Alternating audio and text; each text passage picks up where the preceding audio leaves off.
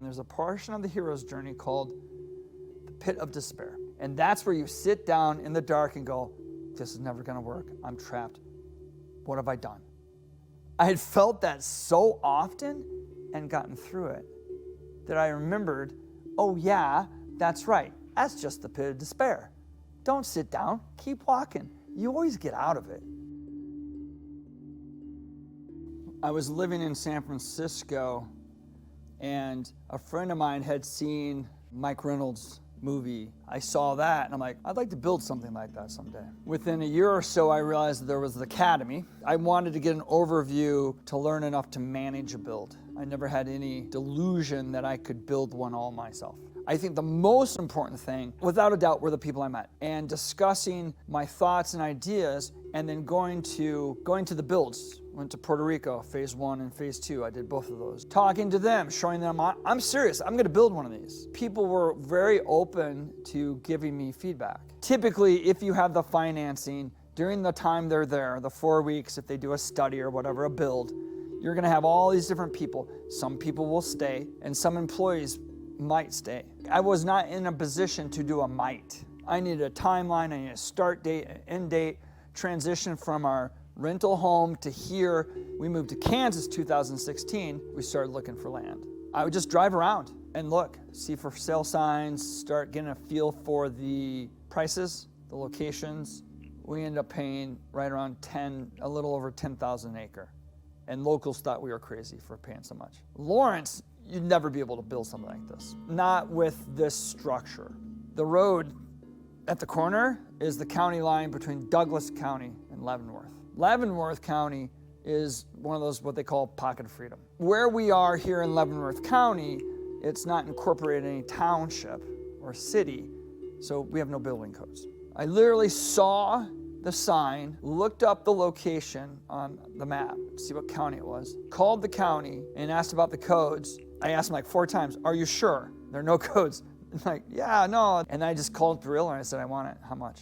And we paid 20% more than all the rest of them. And it's actually evaluated even higher now. But that was a long story for how we got this place. I'm really glad we didn't just attack it and start building right away. We learned so much about this property by just coming out here on the weekends and tromping around and mowing stuff for a year, watching all the seasons. People talk about that, but I think I kind of scoffed it like, yeah, whatever. Oh, do it. Like, you're a fool if you don't. Like, where the wet spots are, where the weeds are, how the wind blows, where do all the leaves fall, where are the rattlesnakes? This stuff's important to know, and we found a seep well on the land. Could have been really detrimental to a build. And because I found it, it became the water source for all my little builds, to learn how to get more building experience. And then doing the tire bale build, you came out and helped with that. All that water was from that seep well that we took our time, and I found a wet spot, dug a hole, and now I got water. Just pure great water. I purposely built the 2 buildings, the standard greenhouse, the Earthship style greenhouse, because I had 0 real experience building. I knew I was gonna screw it up. So I wanted to screw up on that building as much as possible before I screwed up this one. Because I didn't have that depth of experience, I built the greenhouse and pounded 140 tires, and I cheated. I cut the tops and tamped them. It about killed me. I had tendonitis in my elbows for 4 weeks afterwards. And that's when I knew for sure there's absolutely no way I'm building a true Earthship. Now, if you have 30 people who are excited, and half of them are 20-somethings who want to compete, see how many tires I can pound today. I beat your record yesterday. Yeah, great. I don't have that. Earthship Biotexture does. You and I had been talking about tire bales because of the whole, who can pound 2,000 tires? We wanted to figure out how to lift them, what could lift them. Can we use a forklift? How high? How can we stack them? How do they interlock? How do we secure them? And how do we frame into them? How do we run cooling tubes through them? I knew I had to be the expert on tire bales because no one else is gonna be. Were we experts on tire bales? No. But we knew enough because we'd really built something. And we built it and it was up for a year, which is another thing too. Don't just build and go, this is great. I put the porch on the tire bale cabin, It flooded. It flooded up underneath the floor. So I had to deal with that. But that didn't happen for 6 or 8 months after the first build was done. That made me think a lot about this place, because I had nightmares about water coming up on the floor. So we made sure it didn't. If you're gonna build it all yourself, you're the builder. You better know what you're doing. And you're gonna go through, you're gonna learn a lot, you're gonna break a lot, you're gonna make mistakes a lot, and that's fine, that's how it works. Every builder will tell you that. So that's the extreme. Me and my buddies, my wife and I and the kids are gonna build it. Great. Then there's I'm gonna be the general contractor. I'm gonna be the owner, it's for me, and I'm gonna organize everything and make sure I'm not gonna really do the work. That's another level. Or I will do that and work too, right? You need to know less, but you better have the experts who know. Then there could be the head builder. The funny thing is, when Kim and I decided that we were going to build our own rather than go through Earthship Biotexture, one thing I told Kim is, I will not be the head builder. I cannot do that. I don't have the expertise. I don't have the ability. We have to find a head builder. And I can't remember who suggested this person. They came out, did a site overview. We walked around. Oh, it's great. It's wonderful. Everything was super cheery, awesome. And then the months later, it didn't work out. This is what I would suggest. If I had made one of 2 different phone calls, it wouldn't have turned out that way. And that's what I didn't do. Don't just take someone who appears to be what they are and says that it sounds great. It'd be a lot of fun, especially the important stuff. Follow up, talk to people who have actually worked with them. Go through a list of all the systems and pieces of your build. Invaluable to me. So I put plumbing, electrical, windows, framing, excavation, all these things, and I better have an expert for all of them, or be able to find one. You don't need an Earthship specific electrician. So I went through all that, put names next to them, companies, names, whatever, and where I had holes, I went and found. I think I was able to get people to travel across the continent, literally, to come work here because I did something big, something cool, different, and people wanted to be a part of that. There's no way I could have gotten that crew of great people to come help me build a stick frame house. Zero chance. Definitely as an owner builder, if you want help, find something that is going to make people think, this is so cool, I have to be part of it. Like the window guys felt that way. The solar company did. Remember when the guy delivered the front loader? He's like, oh yeah, everybody at the rental place said, take pictures. We want to see how it's coming along. They think it's cool. They're bought in. They help me out. One thing I've learned in leadership, a leader doesn't do everything. They make sure everything gets done. You tell me, make it happen. Let me know what I can do for you, what I need to hand you, what materials you need, and just let it go. But you better have someone you know and trust, right? That's important. And when I did, it was great. So really think about what role you're gonna play and what role you not only you want to, but can. But I had full time. That's hugely different than I have a full-time job I can work on some weekends. If you're doing financing, that may or may not be okay with the bank.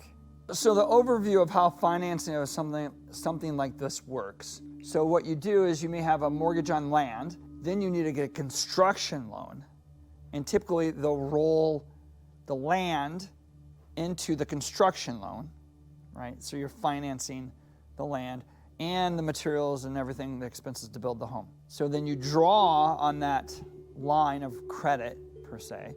So you write checks on it and get the money out as you use it. And then when you're done with the home, you have to get it appraised by an appraiser, and the bank will probably do that. And then you have to have that appraisal done to then change it to a mortgage, long-term, whatever, 10, 15, 20, 30-year mortgage, whatever it is. And then it's set. The bank I went through, they required a floor plan. They even said I could draw it out like on pencil and paper. And then I needed to get a materials list and a cost approximation estimate. And then they would determine how much they would loan me and tell me how much of my own money I had to put in. A typical construction loan is probably they'll give you 80% of what they think what you say it's gonna cost, or they agree it's going to cost to build. But you have to pay, that 20% out of pocket. which is called the down payment. I did not hide the fact that we were using tire bales, but I did not start with that. I started with alternate build. Have you heard of Earthships? We're doing off-grid. We're gonna have, passive solar, heating and cooling. Like, I started with all these things. And then they look at the floor plan, like, oh, and what's this? Oh, that's the structure. This is really cool part. And I go describe, and I say, there are several houses around the United States built like this. Very important.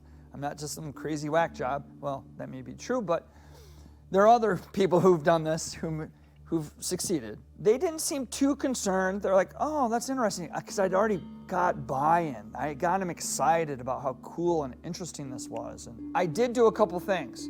I went in periodically, with or without a need, to the bank to sit down and say howdy to the guy who was in charge of the loan. He does loans every day, all day.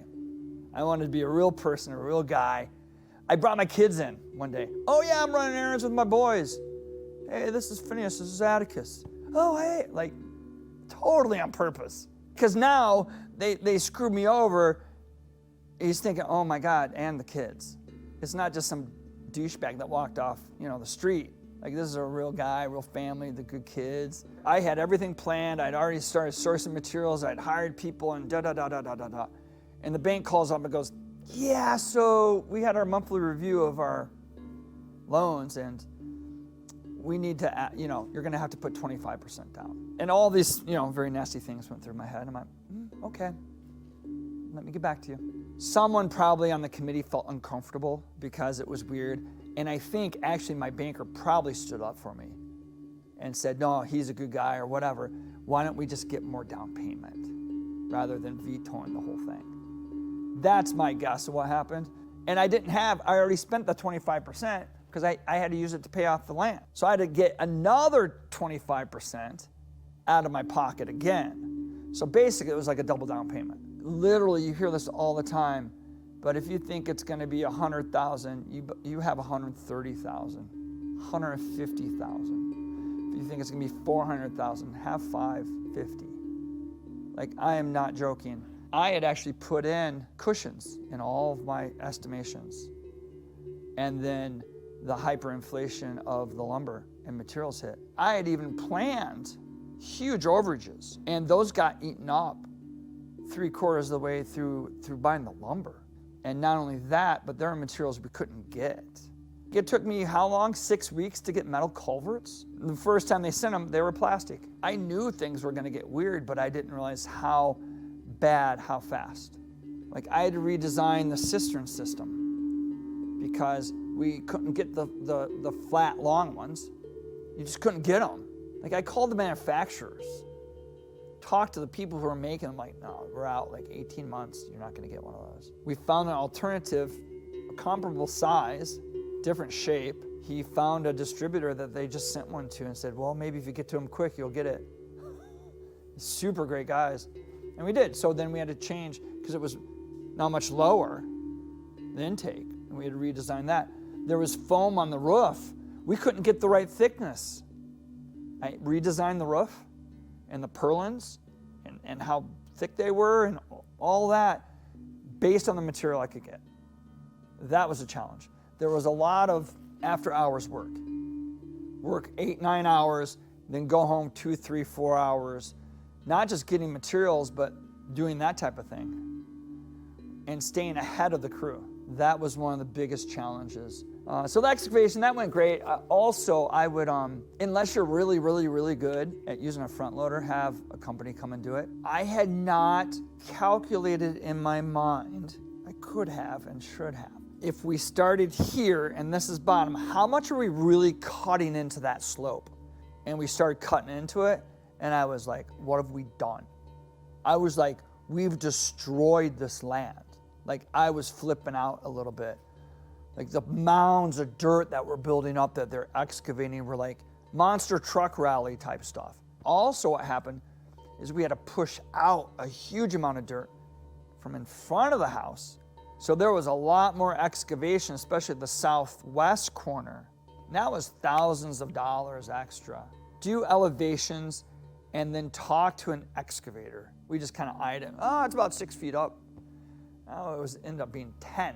It went great until we dug down to the last 2 feet down and we hit water.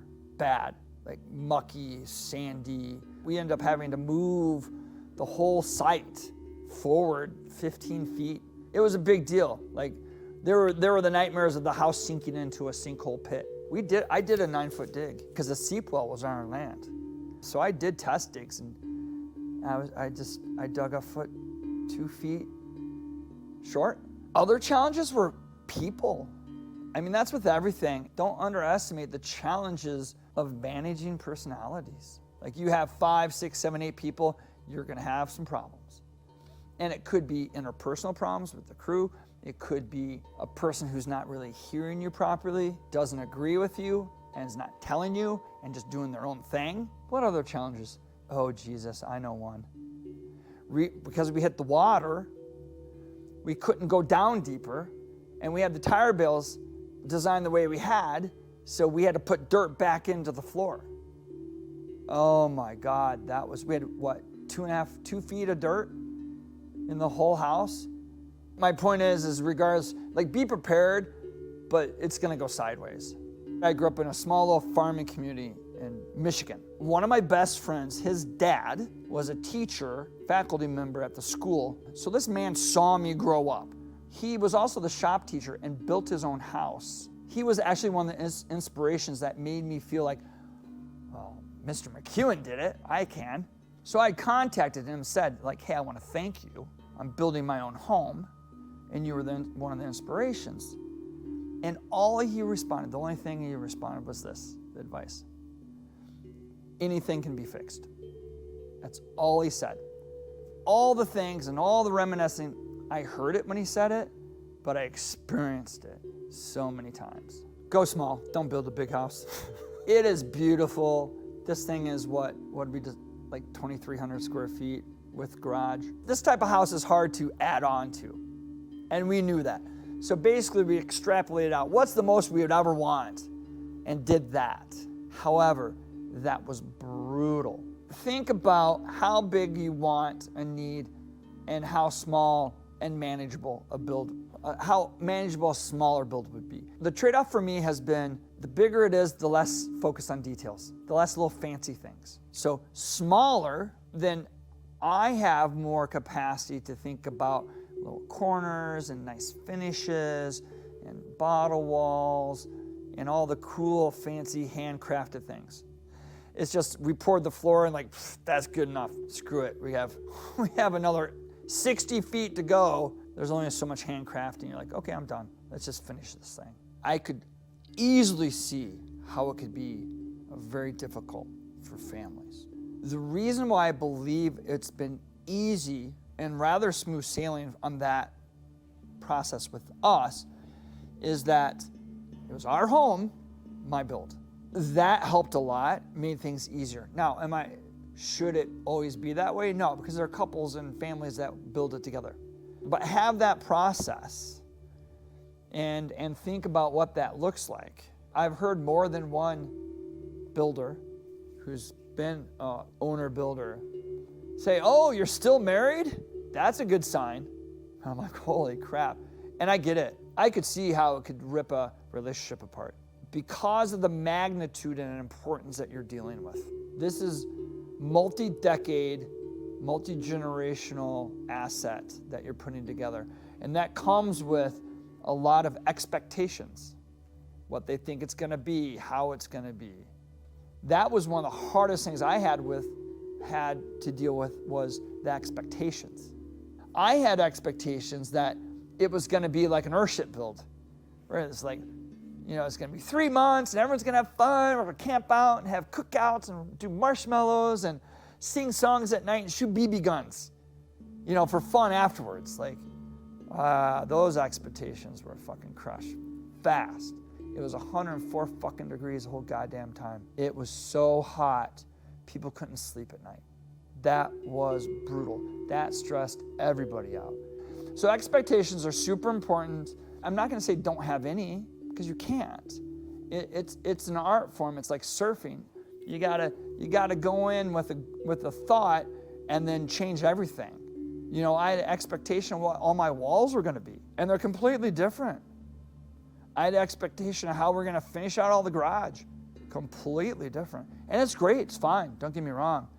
But man, that was the hardest part. And personally and in relationships, I could see how expectations could be very difficult. You know, if you're with someone, talk to them about what is move-in ready for you. What's the minimal you are willing to live with for 6 to 12 months? And I tell Kim, like, it might be like this for a year. My goal is to get this done in 6 weeks. However, are you okay if you're doing like showering in a tub with no surround and black plastic for a year? She's like, yeah, it's fine. I'm like, okay, that's good then. There will be times that you're working on it because you have to. You are now in it, and you have no choice but to finish it, whether you want to or not. And that is a very interesting, not always fun place. And what I did is, when I would sit there and go, oh my God, I can't do anything today, I literally go, I can pick that bucket up. And I'd pick it up. I'm like, I can take that bucket down the end of the hall. Okay, take it down the end of the hall. Well, the stones are right here. I might as well put stones in the bucket. And that got me through, especially after the main crew were gone. I'm here, like, that's me. And so just breaking it down to the smallest unit, because it was so overwhelming that I'm like, there's no way I could ever do all this. And that's okay, you know, be prepared for those times. Yeah, it's been absolutely worth it. The kids thrive here. I never feel like I'm stuck inside a building. Everyone that comes over is like, oh my God, this is so beautiful.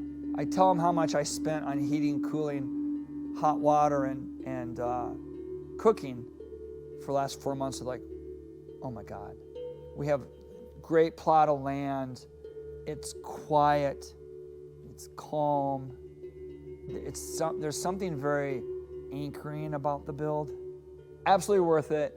This is going to be something that my children will have. And the concept is autonomy, like one family at a time, right? I'm going to start with my family. I did not build this house to save money. I did not build it to save the world or save the environment. I built it to have autonomy as much as possible of food, money, and energy. The current systems of food, money, and energy are not made to benefit us. And I realized this a while ago, 2009, 2010. I can fight those systems, I can try to change the systems, or I can step out of them, or I can leverage them. And I kind of did a combination of leverage them and step out of them. You know, I'm thinking, and we've been talking and thinking about maybe helping other people out. If you're gonna do a build like this, just really think about what it is, like what it really takes. Time, effort, keep yourself healthy. I thought that I was gonna be like, oh, I'm gonna get fit and trim, and I've gained 20 pounds. And I'm exhausted all the time. Definitely my joints and everything are much rougher. I'm, 53 years old, so that's a difference too. But just be aware, take care of yourself. It's not a sprint. It's not even a marathon. It's a hike. I forget that all the time. Just walk through it. And you'll finish.